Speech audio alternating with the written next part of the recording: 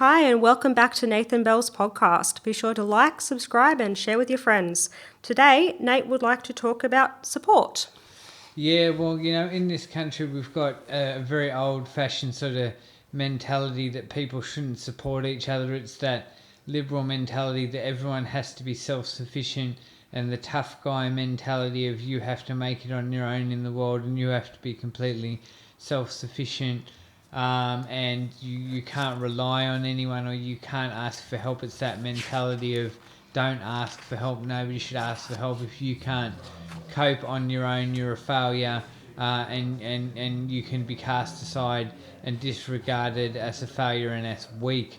Now, I understand that mentality. It comes from nature because nature is a fight for survival, and it's been that way for tens of thousands of years. People have had to fight for survival, and they've had to be able to survive, and they've had to be able to cope, and they've had to be able to do it on their own without relying on anyone. But I want us to move away from that mentality because it's better for everyone that we help each other. There shouldn't be anything wrong with wanting to help someone. There shouldn't be anything wrong with asking for help if you're struggling.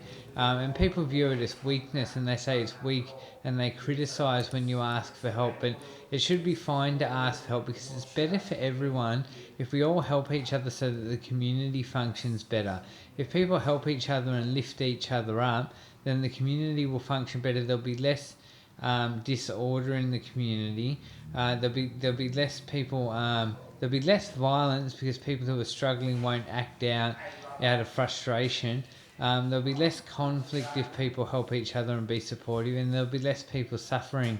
There'll be less crimes of desperation if we support people in poverty, for example. People in poverty commit crimes of desperation, theft, and stuff because they have no other option. So if we can support people in poverty and people going through hardship to live better lives and help lift them up, then we can bring them away from a life of crime and we can bring them towards a better life where they're a functioning member of the community. So it's all about wanting everyone to be functioning members of the community. So if we want everyone to be functioning members of the community who don't commit crimes and don't steal and don't act out in violence, we have to support those who are struggling and help lift them up so that they can be more functional and live better lives. Also, it's the right thing to do. We should be good, caring people, and we should want to help others. A lot of people don't want to help other people, and that's a big part of the problem in the culture with humanity is people don't want to help. They're not interested in the welfare of others. I'm interested in the welfare of others. I want all humans to live a good life. I want everyone to live a good, satisfying life because I value human life and I understand that we were all once children with dreams. Everyone wanted to be the rock star, everyone wanted to be the actor or the doctor or the lawyer, and life gets in the way.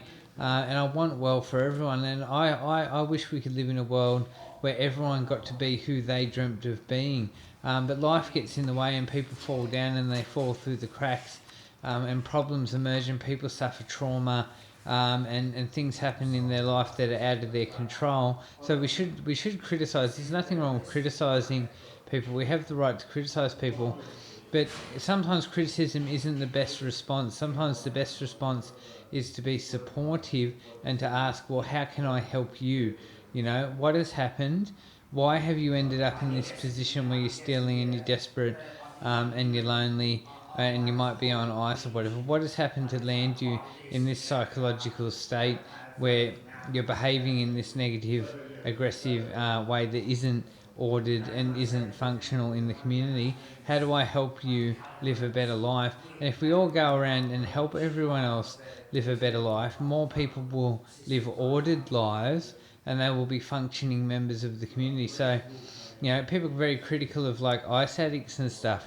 That's okay because sometimes ice addicts do terrible things that interfere with the community, and we have a right to be frustrated when people are causing problems for other people, like people who act out violently in the street and stuff. But I always think the best response is not just to like lock people up and put them in prison, it's to support people, to say, look, I understand you're a human being and you're in this position where you're being violent and you're stealing and you're causing all these problems for people. So ask the person, what does it take to help you feel better about yourself? so that you don't do these things anymore. So when we see people like this, we want to say, how do I help you get into a state of mind where you're going to stop behaving this way? And to view them as a human being, and to understand that they were once a child at school and they had dreams and goals, and they didn't necessarily want to end up a meth addict on the street, being violent and stealing from people. That they were once a child who had a dream and wanted to do good in life, and that most people want to do good in life, and most people want to live good lives, and to ask them, you're in this position, so how do I support you to put yourself in a better position so that you can be functional? See, people just come at everything with a lot of hatred, and they come and say, oh, I hate this sort of person, ice addicts. I hate these sorts of people, black people, because they think they cause all these problems, and they blame them for the problems of society, instead of looking at them as a human being and saying, you were a human being, you have dreams, and you wanted a better life. How do I support you to live a better life? So there's a lot of this blame and this criticism, and there's a place for blame and criticism, but we blame and we criticise too much. There is too much blame and criticism where there should be more empathy, and there should be more compassion, and there should be more looking at troubled people as human beings who have ended up in a position that nobody's happy with in their life, and to say, well, how do I help you to live a better, more productive life where you're a functional member of the community? And this is what's happening in the mental health system. It's a very supportive system with this attitude of taking like drug addicts and meth addicts and criminals and stuff and supporting them and rehabilitating them to live more functional lives. And this is what I said in my video about rehabilitation for criminals. We have to remember, most people just want to be happy. So when we see someone who's deeply disturbed and suffering and acting out and acting in inappropriate ways because they're suffering, we should remember that they probably deep down just want to be a happy person, and they don't know how to get there. So we offer support and compassion, and we say, well, how do I help you get into a place mentally and in life where you can be more functional and live a better quality life?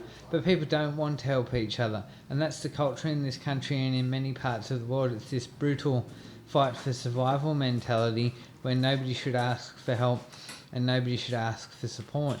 Well, we want to change that culture in this country and in the world, and we want to bring it towards a culture where people can reach out for support, and whether they can trust that if they reach out for support and ask for help, that they're going to get help, not just blame and criticism. Because in my view, if someone genuinely wants to get themselves together and improve their life, then we shouldn't just come in with a bunch more blame and criticism and attacks. If someone's genuine and they want to turn it around, like a meth addict or something, or a heroin addict, and they genuinely want to improve their life, why wouldn't you help them? We should help. And this is what, like, the mentality that people who devote their lives to charity have, and not enough people are like that. We need more people with a charitable mentality of helping and lifting people up. And this is, I believe in capitalism that lifts people up, gives people opportunities, Like why can't we have programs for junkies? Because I bet you there's heaps of junkies that want to start businesses and stuff. Why can't we have programs for ice addicts where they come in and they're a massive ice addict, and we say, well, we're going to help you set yourself up to do this or to do that or to run a business or whatever. And we teach them and we give them the skills, and education is the answer, and we give them the skills to do something productive. Because a lot of these people don't have anything productive to do with their time. They're stuck in this cycle of meth use and being on the street, and they've got nothing to do with themselves. And when you give people purpose, they start to reform. And studies have shown that again and again and again. Give people purpose, meaning, give them a pursuit, give them an activity to commit themselves to, and give them education, and they start to reform and they start to become functional members of society. And studies have shown that over and over and over again. So like the mental health system and the health system is very pro this support mentality, and that's what the NDIS is about. And that's why I think it's great, because it's more productive. You get a better result when you support people, especially people who are suffering and in hardship and living troubled lives. You get a better result for the whole community when you support people to improve themselves. So there should be a self-development focus and helping people with self-development practices to improve their life and to give people purpose. So yeah, we're not a very supportive culture in this country. A lot of people still have the very old-fashioned, if you can't cope, you're a failure and you can die mentality, and if you can't look after yourself and live a functional life, you can just die. That's a lot of people's mentality, and we need to move away from that mentality and towards a supportive culture in Australia. So that's my view on building a supportive Australia. So drop a comment in the comment section about what you think about building a supportive Australia.